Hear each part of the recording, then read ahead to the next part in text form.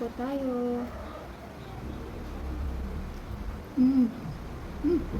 Nagkakarib ako ng salad. Oops. Natin. Siyempre, lettuce, cucumber, tomato, onion. Yan, lahat ilagay. Dapat magtutuna ako, pero meron nakita ko to. Kaya hindi na ako magbubukas ng delata. Yan. Barbecue. Nagtuna ako, nakita ko ito pag-uwi.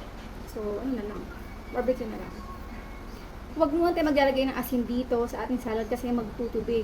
Kung gusto nyo nalagyan ng asin kapag pinakain nyo na, konti lang. Pero gusto ko sa may konting sipa.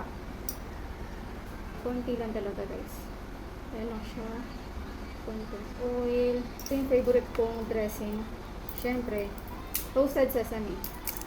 Ito konti lang dapat kasi nakakaumay kapag madami. Imitation crab.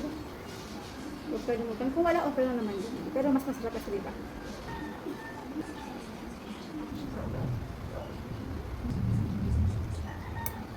Tapos yung ginagawa ko, since na marami ko, nagalagay ako sa ref. Titira ako na kaya ko ubusin. Po tayo.